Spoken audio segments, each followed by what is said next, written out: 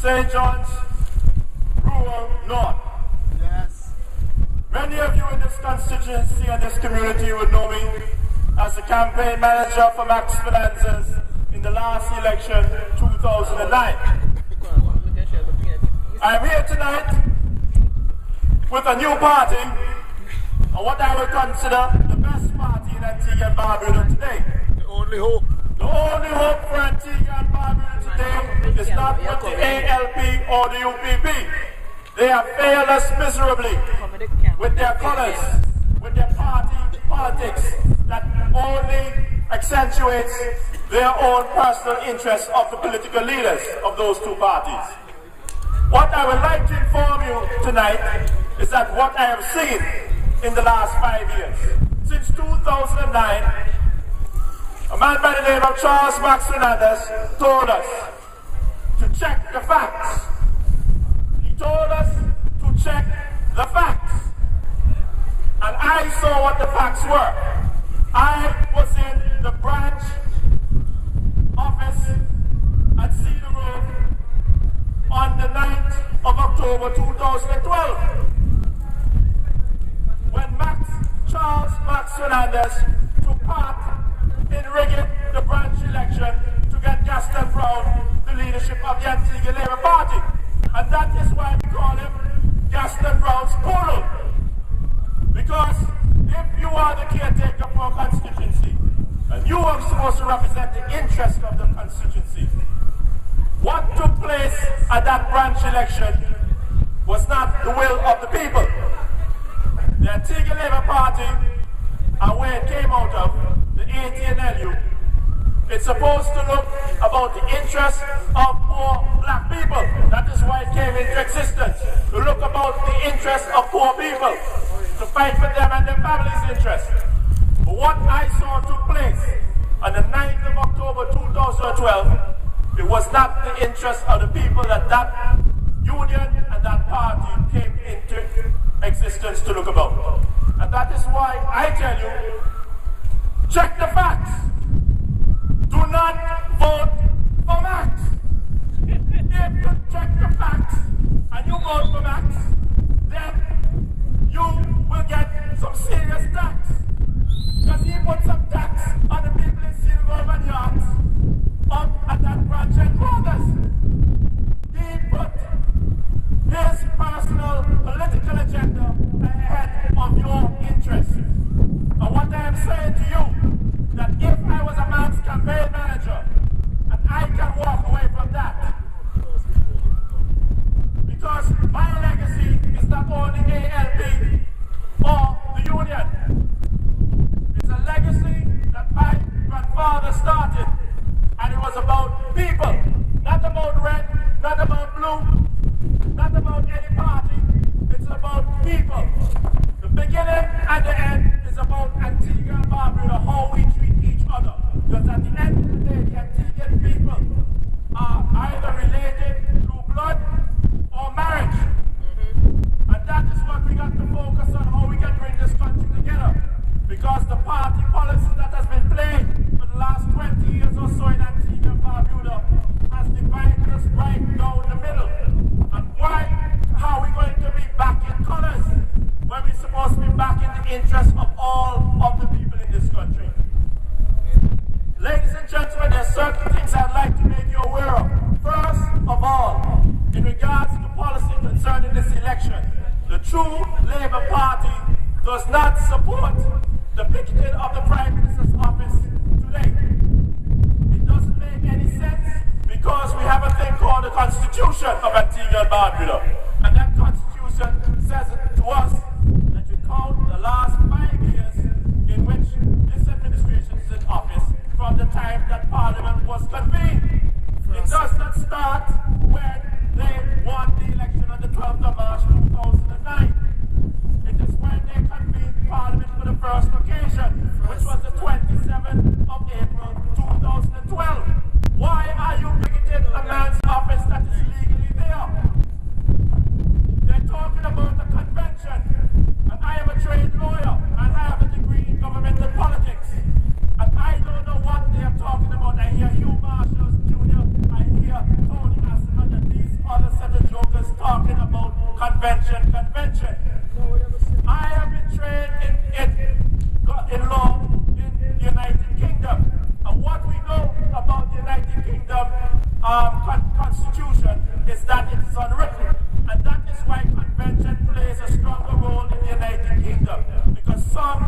what their practices are handed down for over hundreds and thousands of years. We do not have an unwritten constitution. Our constitution is written, the 1981 Constitution Order. And what it does say is that the correct day is the 27th of April. If the 27th of April comes and passes, True Labour Party will be marching, picketing, and doing whatever it has to do in a legal framework to get Bowen Spencer out of office. But I will implore Antiguans and Barbudans not to be misinformed. Yes. Not to risk life and limb or your health to go and picket an office where the man has legal rights to be there up to now. Or jail. You must abide by the law. Yes. And we will only picket when the laws are broken. Yes. Forget this nonsense about a convention. Convention is in the United Kingdom that has an unwritten constitution. We have our written constitution, and it says that the man has 5 years, this administration has 5 years, and the 5 years starts to run when they formed Parliament on the first occasion, which was the 27th of April, 2009. They can't get around it. It just does not make sense. It is misinforming people. And what is more important, they had the ALP or ABLP had a meeting last week, Thursday. They had a march and a meeting. And at this meeting, the only thing they were marching for was to get a man out of office that is legally there up to now. What about our deadly power plant?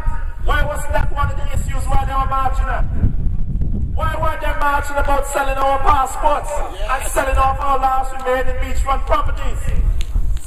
Why couldn't the ALP say, we are opposed to selling the Antigua and Barbuda passport and the last remaining beachfront properties at this march? We are opposed to it because if any of these citizens by investment people are aware that the opposition is serious about opposing it, they would not go and buy the passports.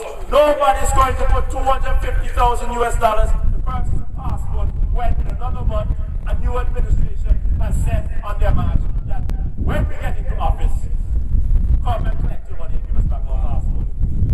In every other country in the Caribbean that supports or has a policy of selling their passports, in Dominica and St. Kitts, it is not only the government that is agreed to that policy, it is a coalition. The government and the opposition agree to the policy of selling the passport in Dominica and St. Kitts. In Antigua and Barbuda, the opposition says that they are opposed to selling the passport, but they do absolutely nothing about it. You don't hear it at Fire and Steel. You don't hear a march about it. You don't hear a picket. You don't hear a public meeting them talking about the Wadandi power plant or the selling of the Antigua and Barbuda passport. And there's only one reason, because they tacitly support the selling of the passport, because they intend to do the same thing if they come into power. Ladies and gentlemen, another issue I'd like to raise to you is this case of the boundaries cases that are in the Court of Appeal. Some of you may be of the opinion that there are 17 boundaries that are being challenged. The average Antiguan believes that there are 17 boundaries that are being challenged. There are only 3 boundaries that are presently being challenged. That is Rural East, Leicesterburg, St. Peter's, Asset Michael, and St. Mary's, Baldwin Joseph. The other 14 boundaries have already been decided. They were never challenged. So when they break the decision for the boundaries, it will only affect change or may not change in those 3 constituencies. The other 14 boundaries have already changed. And the numbers do not favor the Antigua Labour Party. The 14 constituency boundaries do not favor the Antigua Labour Party. They will have these big marches from time to time, and they will go through the motion of talking about their picketing to bring down a government that is in power legally. It's the problem of the Antigua Labour Party that they're suffering from mediocre leadership. And that has been the big curse of Antigua Labour Party. Because when you start off the bat with a man like Vere Senior, where do you go from that? You can't go up. Can you get any better leadership than that? No way. And that has been the blessing and the curse for the Antigua Labour Party. When you start with Vere Senior, where do you go from there? That is the question. And unfortunately for the Antigua Labour Party, all 17 candidates think that they are Vere the reincarnation. All of them feel that they can be the same or even better. And that is the problem with that party. Every one of them think that they are Vere Senior. And in order to be Vere Senior, the only way they can do that is not go his name sake. So, you won't see any bird on the Labour Party ticket, not now, not ever again.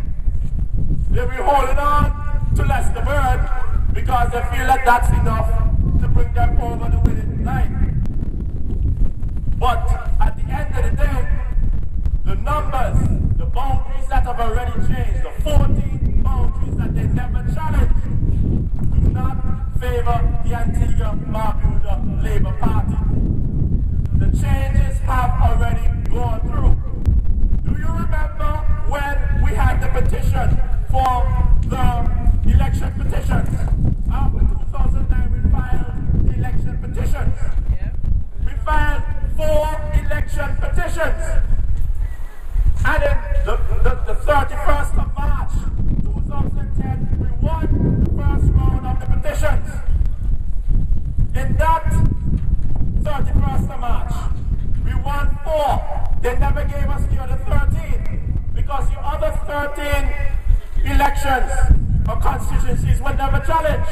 The court can only give you what you ask for. We asked for 14 boundaries or elections to be challenged and we won them.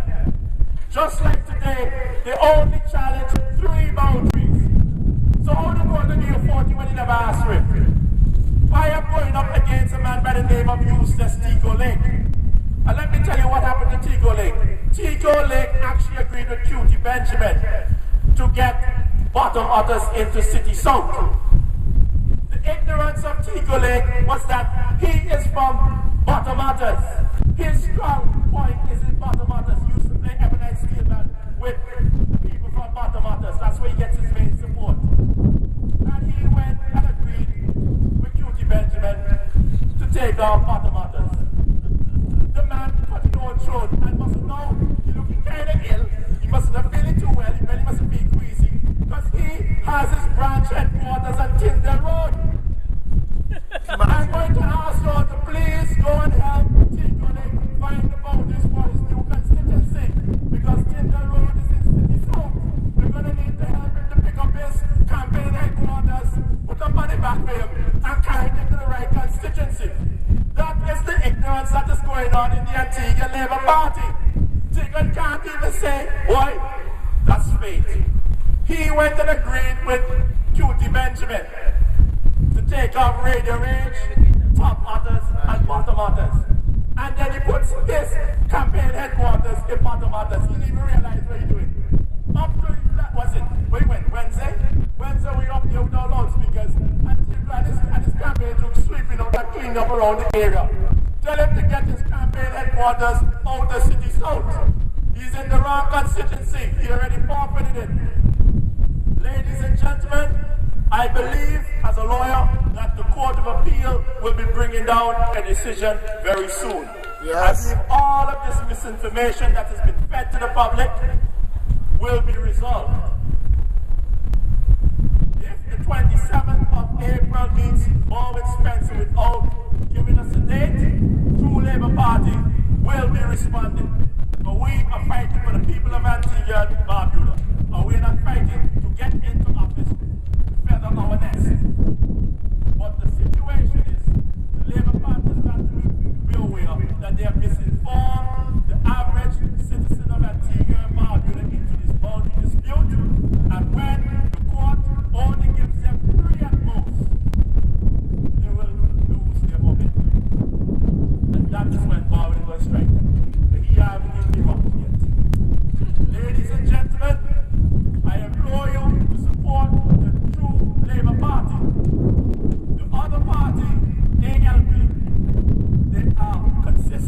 of 17 want to be Papa Birds. They are competing with something that cannot be touched ever again. And what their solutions are presently for you do not come off economically feasible. 500 houses in 500 days is only a year and a half of work. 500 days is a year and a half of work. What are they saying about the other 3.5 years of the 5-year term that they want you to give them? We want to know what is the plan. It is very simple. We're asking the Labour Party, what is the plan? And what we are getting is to build 500 houses, put this cut on the market, and then after that, what is the plan? We intend to go into light manufacturing. We're going to cater for the hotel industry. We're going to start making bed linens, toiletries, hangers, soaps, detergents, in order to run the hotels and employ our people.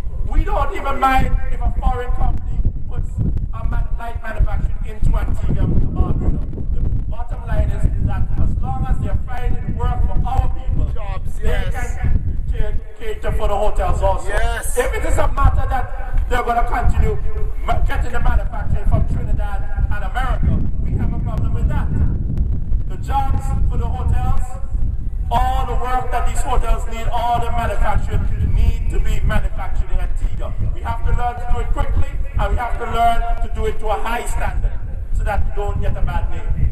When we finish doing that, I believe that that is a proper stimulus package for the people of Antigua and Barbuda to get jobs until we go on to fix our economy. The second thing that we want to go into to fix our economy, we want to amend the legislation concerning the Tenders Board Act. Because you see, the Tenders Board Act says that all government contracts are supposed to go to tender, which means that you, your friend, your family can start a business or a company and you'll be able to put in a bid. And the bid, technically, with the best price, the most efficiency, and time frame, getting the work done, should get the contract. Right now, that is what the Tenders Board Act says. But the Act does not have anything written into it to say, if they don't follow the Tenders Board Act, what will take place. What we are saying, we want to amend the Tenders Board Act to say, if the contract does not go to tender, it will be made a criminal offense. The politicians will understand themselves because it is jail time involved. Yes. Instead of going down talking about you're going to sue them for misfeasance in public office, what we are saying, if there's any contract that did not go out to tender and a minister or whoever signed off on it because he wanted to give gifts to his boys, there will be a criminal offense. Yes. That is a criminal act. We want to also amend the Finance and Administration Act. The Finance and Administration Act is the one concerning the Wadadli Power Plant. Meaning that this act, before they signed off on the Wadadli Power Plant contract, it was supposed to go to Parliament to be debated upon and to be voted upon. That is the way we understand what these contracts are, that are going to be a burden on the taxpayers. But instead of that, what happened, they signed a contract with the Chinese company or the bank, the scandal break out with the pictures. Then we start to say, oh wait, what's going on here? All that money spent over there, we get proper electricity. Then the government determines that they're going to take the contract to Parliament that is already signed. But what they produce to Parliament does not have all the pages, and some of the pages are white out. Some of the names involved in it. What we are saying, the Finance and Administration Act will be amended on the True Labour Party, that any contracts that are signed that did not go to Parliament to be debated upon, so we know what it's all about, and be voted upon, it will be a criminal offense. All of that stuff is to award cronies. And we are saying the ALP has their cronies, they're lining up to get into power, and the UPP cronies have made the money for the last 10 years. What the problem of the UPP was, is when they went into office, they said they're going to lock this up, and they're going to lock that up, and they're going to lock this up. I don't mind locking up who did wrong. But before you start the lockup, you make certain that the criminal act, the stealing of the money from the treasury doesn't happen anymore. So if ALB get in there, if True Labour get in there, if UPP get back in there, if Bisling get back in there, if DMC or the Green Party get back in there. They are criminal offenses for anybody that want to award their friend and company, their cronies. The Tenders Board acts as how it is supposed to be done, and it would make it equal. And any one of us can see that contract going out in the newspaper, and you can get together with your friend, your family, your loved ones, start a business, start a company, and put in a bid. That's what it makes all of us equal. All of us equal. And that is what we got to concentrate on. But ladies and gentlemen, it is getting late. We're going to have to end this right now. I ask you to go out and support True Labour Party. We are a group of men and women who broke away from the party, and we feel that we are the best solution in Antigua and Barbuda politics today, because the days of voting for the lesser of two evils must come to an end, because the lesser of two evils is evil. Good night, ladies and gentlemen. Take good care of yourself. Long live Rwanda. Long live York's Village. You're not alone. Labour, I'll be right there for you. You're not alone. Labour, I'll be right there for you.